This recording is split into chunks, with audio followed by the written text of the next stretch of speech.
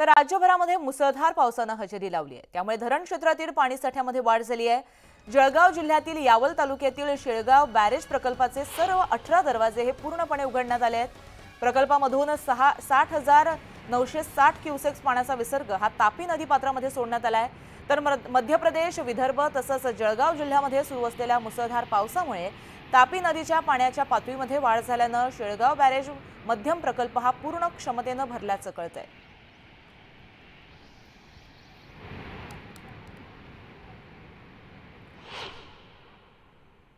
पुढे आपण पुण्यामध्ये जातोय। पुण्याच्या खडकवासला धरणातून आता विसर्ग जो आहे तो आता पाण्याचा वाढवला गेलाय। धरणातून 21,142 क्युसेक्स इतका विसर्ग सुरू आहे। मुसळधार पावसामुळे विसर्ग वाढवल्याचं कळतंय। तर खडकवासलातून मुठा नदीपात्रामध्ये विसर्ग सुरू झालाय। नदीकाठच्या गावांना यामुळे सतर्कतेचा इशारा देखील प्रशासनाने दिलाय।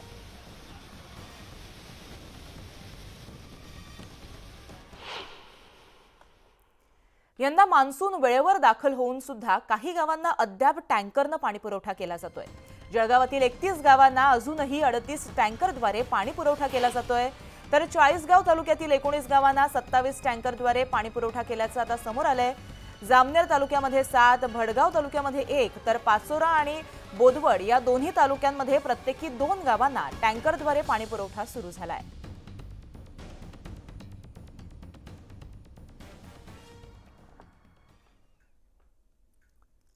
तर जळगावाच्या बोदवड तालुक्यातील शेलवड या गावामध्ये गेल्या महिनाभरापासून नळाला पाणी येत नाहीये। एकीकडे राज्यामध्ये मुसळधार पाऊस कोसळतोय, मात्र दुसरीकडे काही ठिकाणी तीव्र पाणी टंचाई निर्माण झाली आहे। त्यामुळे पिण्याच्या पाण्याच्या मागणीसाठी गावातील संतप्त महिलांनी ग्रामपंचायतीवर हंडा मोर्चा काढलाय। गेल्या काही काळापासून महिलांना पाण्यासाठी वणवण करावी लागतेय, मात्र प्रशासनाने याची दखल घेतली नसल्यामुळे अखेर महिलांनी आक्रमक पवित्रा घेतलाय। ग्रामपंचायतीवरती हंडा घेऊन हंडा मोर्चा काढत तीव्र संताप व्यक्त केलाय।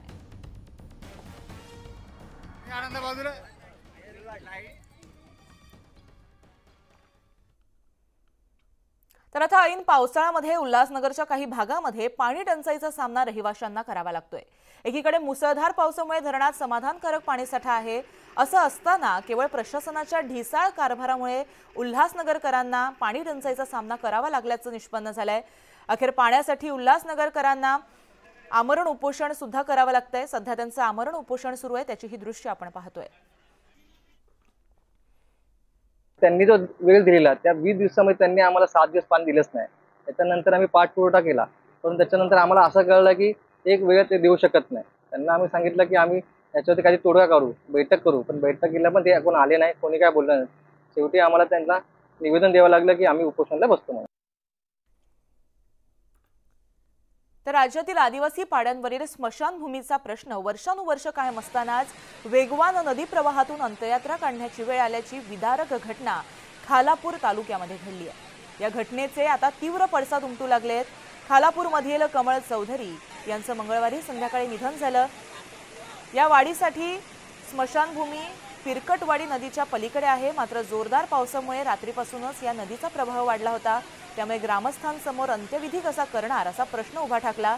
त्यामुळे त्यांनी दुसरा दिवस उजाडण्याची प्रतीक्षा केली। त्यानंतर नदीच्या प्रवाहाचा वेग कमी होत नसल्याने अखेर या धोकादायक प्रवाहातून कमळ चौधरी यांची अंत्ययात्रा काढण्यात आली। सांगू इच्छितो, आज केंद्रातून आपल्याला करोड रुपये आणि राज्यातून करोड रुपये निधी येतो आदिवासींसाठी, परंतु आमच्या आदिवासींची काय परिस्थिती आहे ते आज तुम्ही समक्ष पाहू शकतात। आमचे आदिवासी मंत्री विजित कुमार साहेब कुठे असतील, तुम्ही जागे व्हा आणि आमचे आदिवासी बांधव कसे जगतात याच्याकडे जरा लक्ष असू द्या तुमचे। आणि ह्याच ब्रिजचं उद्घाटन आमच्या स्थानिक आमदार महेश बालदी यांनी केलं होतं। त्याला आज कमीत कमी 5 महिने झाले। उद्घाटन होऊन सुद्धा इथे सुद्धा कुठला वीट किंवा कॉन्क्रीटीकरण काही झालेलं नाही।